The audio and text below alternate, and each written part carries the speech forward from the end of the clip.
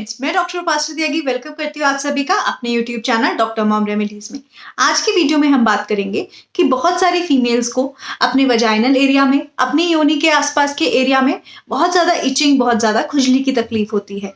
तो क्या ऐसी गलतियां हैं जो हो सकता है कि वो कर रही हूँ जिसकी वजह से खुजली उनको होती है, इसके ऊपर बात करेंगे। अगर वीडियो आपको अच्छी लगे तो लाइक कीजिएगा, औरों के साथ शेयर कीजिएगा।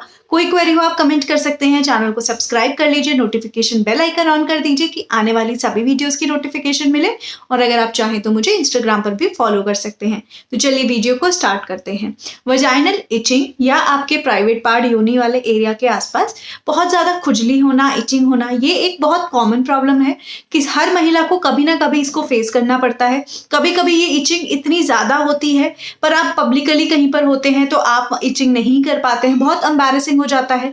बहुत सारी महिलाएं ऐसी हैं जो इस टॉपिक के ऊपर बात भी नहीं कर पाती है, किसी को बता नहीं पाती हैं कि उनको क्या तकलीफ हो रही है। तो ये वीडियो, क्योंकि मुझे कुछ कमेंट्स भी इसके रिलेटेड रिसीव हो रहे थे, तो मुझे लगा उसके ऊपर बात करनी चाहिए।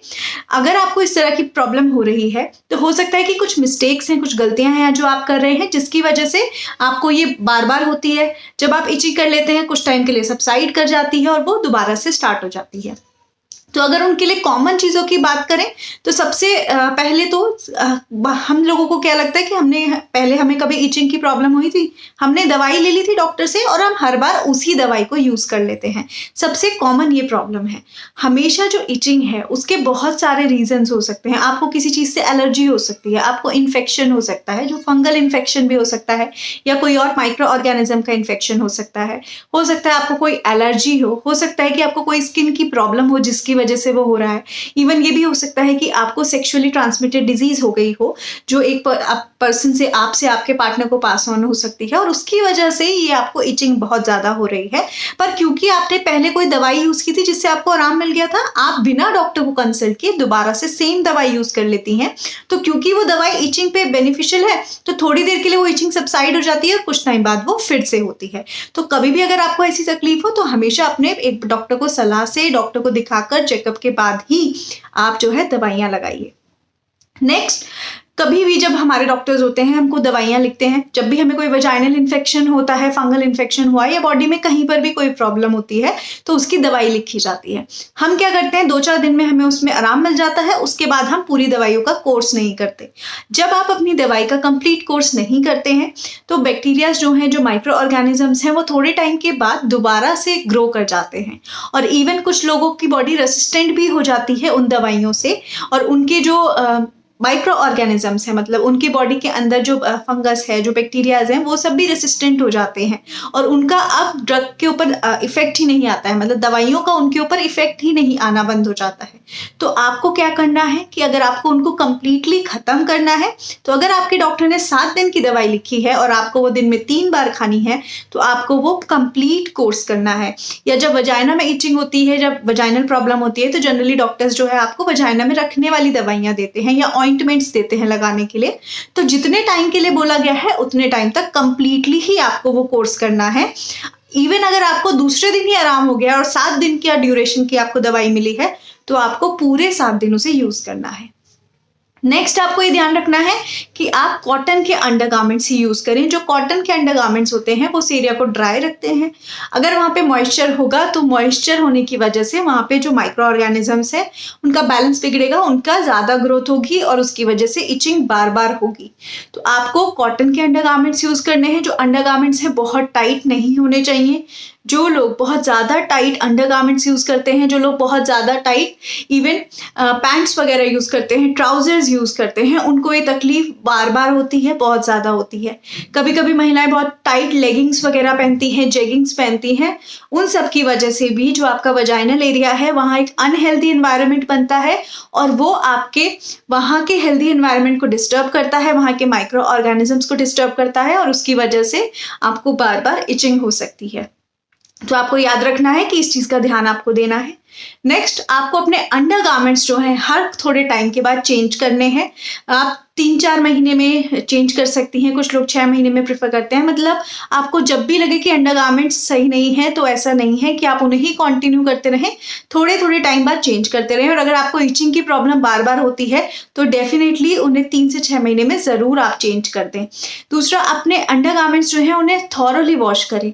कुछ लोग वॉश करते हैं बट उसके बाद भी थोड़ा डिटर्जेंट रह जाता है। अगर वो डिटर्जेंट रहेगा और वैसा अंडरगारमेंट आप पहन लेते हैं तो वो वहाँ के नेचुरल पीएच को डिस्टर्ब करता है और उसकी वजह से बैक्टीरिया की ग्रोथ होती है, माइक्रो ऑर्गेनिजम्स और ज़्यादा ग्रो करते हैं, फंगस वगैरह ग्रो करती है, उनका बैलेंस बिगड़ जाता है। तो जो नॉर्मली वहाँ पर आपके माइक्रो ऑर्गेनिजम्स हैं, बैक्टीरिया हैं, फंगस हैं, जो नॉर्मली प्रेजेंट होते हैं, उनका बैलेंस बिगड़ जाता है और उनकी बहुत ओवर ग्रोथ हो जाती है।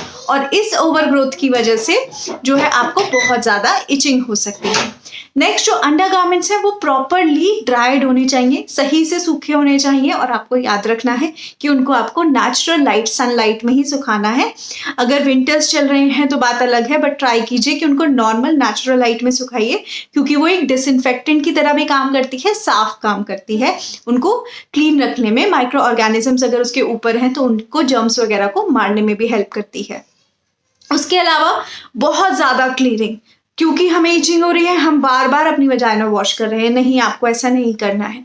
ओवर क्लीनिंग करने की वजह से भी आपको प्रॉब्लम हो सकती है।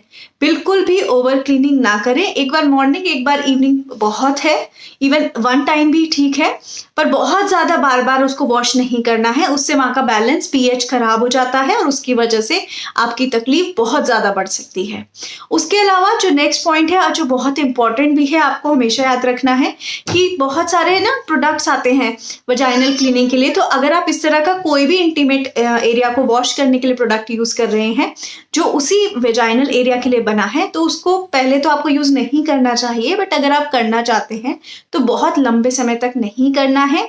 और अगर आपको इचिंग की प्रॉब्लम हो रही है, बार बार इन्फेक्शंस हो रहे हैं, तो बिल्कुल भी नहीं करना है। विदाउट, अगर आपके डॉक्टर ने नहीं लिखा है तो बिल्कुल भी नहीं करना है। आपको क्लीनिंग के लिए बिल्कुल नॉर्मल प्लेन वाटर, जो कि नॉर्मल टेम्परेचर पे हो, ना ज़्यादा गर्म हो ना ज़्यादा ठंडा हो, बिल्कुल नॉर्मल तासीर का पानी जो होता है उससे अपनी वजाइना को वॉश करना होता है। उसके अलावा कुछ लोगों को हैबिट होती है कि वजाइना को बहुत ज़्यादा डीप क्लीन करने की कोशिश करते हैं, तो पानी में सेवलॉन, डेटॉल वगैरह डाल देते हैं। ऐसा कुछ नहीं डालना है। ये सभी जो है आपके जो वजाइना है उसके नेचुरल पीएच को खराब करता है। मतलब वजाइना का अपना एक नेचुरल मैकेनिज्म है, उसको हेल्दी रखने के लिए बॉडी का अपना नेचुरल मैकेनिज्म है। पर आप जब भी कोई एक्सटर्नल चीज़, कोई भी ऐसी चीज़ वहाँ पे डालते हैं जिससे कि उसका पीएच खराब हो जाता है, वो नेचुरल मैकेनिज्म डिस्टर्ब हो जाता है, तो जो नॉर्मली प्रेजेंट है वहाँ पे माइक्रो ऑर्गेनिज्म, वो ओवर ग्रोथ करते हैं, जिसकी वजह से इचिंग वगैरह होती है। तो ये सारी चीज़ें जिनकी मैंने बात की है, आपको इन चीज़ों का ध्यान रखना है। इसमें से कोई भी अगर ऐसी गलती है जो आप कर रहे हैं उसे मत कीजिए। इसके साथ एक एडिशनल बात ज़रूर बोलूँगी, अगर आप कम पानी पीते हैं तो आपको बहुत ज़्यादा चांसेस हैं कि आपको बार बार वजाइनल इन्फेक्शंस हो, आपको बार बार वजाइना में प्रॉब्लम हो, इचिंग वगैरह की दिक्कत हो। तो 3 से 4 लीटर पानी ज़रूर पीजिए। आई होप ये जो वीडियो है इसमें आपको अपनी गलतियों का पता चल गया होगा। फिर भी कोई क्वेरी हो आप कमेंट कीजिएगा, मैं पूरा ट्राई करूँगी कि मैं आपके कमेंट्स के रिप्लाई करूँ। अगर वीडियो आपको अच्छी लगी हो तो लाइक कीजिएगा, शेयर कीजिएगा और प्लीज़ चैनल को सब्सक्राइब करके ज़रूर जाइएगा। Thank you so much.